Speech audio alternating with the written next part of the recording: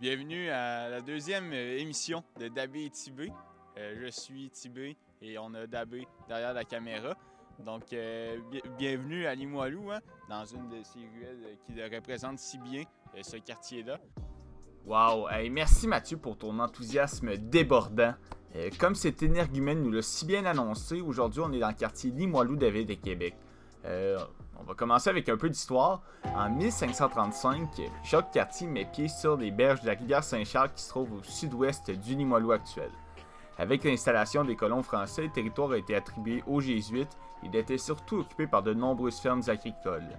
Cette activité agricole perdura jusqu'en 1847 où un propriétaire de terre divisait son territoire en plusieurs lots pour attirer des travailleurs.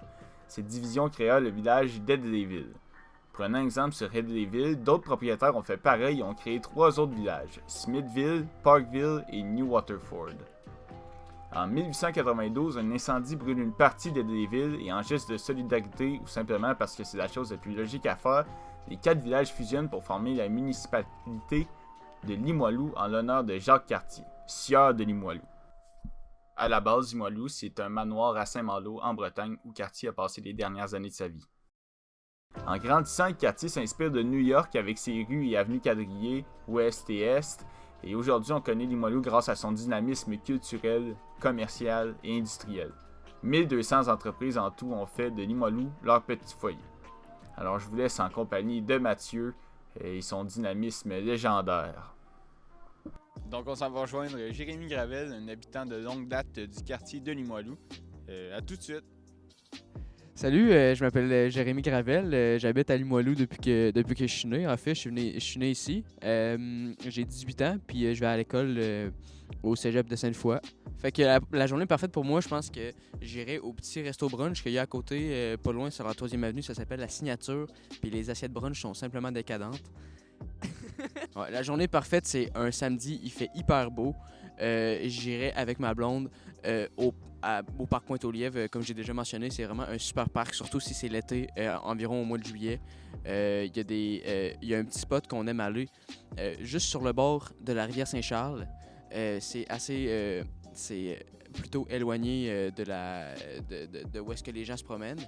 Puis je vais vous dire un secret, si j'étais pour marier cette fille-là, j'irais faire la demande exactement là, tellement que c'est un spot paradisiaque. Le midi, le marinier, c'est vraiment un incontournable du quartier. Si vous voulez avoir un bon sandwich, meilleur qu'au Subway, puis pour encore moins cher, il y a juste une place pour regarder, c'est le marinier. Je trouve vraiment que ça ressemble à Limoilou, comme ça représente le quartier au complet parce que les gens qui travaillent là sont très sympathiques, chaleureux. On dirait, après quelques visites, tu peux quasiment les connaître par cœur, puis connaître leur prénom, puis eux aussi vont te connaître.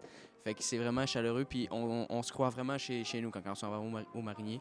À part de ça, pour l'après-midi, après ça, il y a plein de places qu'on peut aller pour aller relaxer, puis juste pour que ça soit juste lire un livre ou regarder les gens passer devant soi. Fait que déjà, il y a le balcon. Peu importe où est-ce que tu es à Limoilou, t'as tout le temps une belle vue sur la ville. Pas sur la ville, mais sur la rue.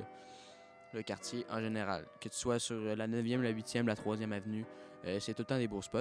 Il y a une bibliothèque aussi pas trop loin que ça m'arrive d'aller là pour lire, puis pour aller étudier ou juste relaxer, faire n'importe quoi. C'est très relax. Puis sinon, il y a toujours plein de petits cafés qui sont très sympathiques, c'est très chaleureux aussi. Le soir à Limoilou, il y a toujours une bonne ambiance de fête parce qu'il y a beaucoup de bars et de pubs et de salles de spectacle. Fait que, par exemple, il y a le quartier de Lune qui est un peu un bar avec des chansonniers des fois puis toutes sortes de spectacles intéressants. Il me semble récemment, il y avait un hommage à Kiss. Je peux aller parce que c'est fermé, mais je suis sûr que ça aurait été très divertissant. Un pub qui est aussi très sympathique, c'est le Trèfle, qui est reconnu pour son loup empaillé dedans. Ça, c'est un incontournable à Limoilou. Puis c'est une taverne un peu irlandaise. Fait que si vous y allez environ autour de la Saint-Patrick ou même la Coupe du Monde, vous êtes sûr que vous allez rencontrer des gens très sympathiques, des bons personnages de type irlandais. Si je déménageais du quartier demain, pour vrai, c'est sûr que je m'ennuierais de l'ambiance. Là. C'est vraiment vibrant, l'ambiance à Limoilou. Quand tu te fais juste te promener sur la 3e avenue, tu sens les gens qui sont là, que tu peux quasiment les reconnaître. Là. Après un certain temps, quand tu habites ici, tu commences à les connaître à force de les voir. Puis même les commerçants qui te reconnaissent. En tout cas, c'est vraiment vraiment convivial. C'est comme une grande famille, Limoilou, fait que je m'ennuierais de ce sentiment-là si je déménageais demain. De tous les commerces ici qu'il y a, il y en a beaucoup des populaires, mais il y en a aussi des moins populaires que je trouve qu'ils font quand même bien la job. Fait qu'il y a un saucissier plus haut sur la 3e avenue qui est un spot un peu moins fréquenté, là. C'est plus au nord.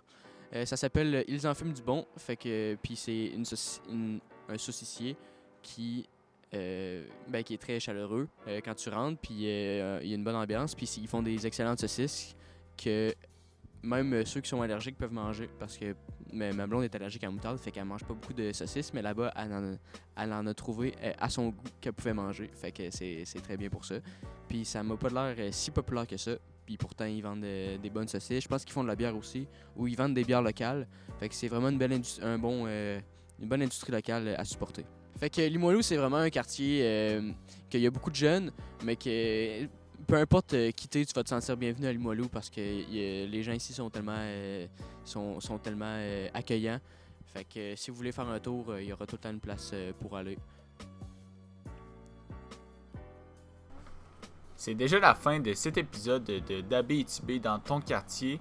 On dit un gros merci à Jérémy de nous avoir accueillis et de nous avoir présenté son quartier. Et nous, on se revoit dans un prochain épisode. Bye bye!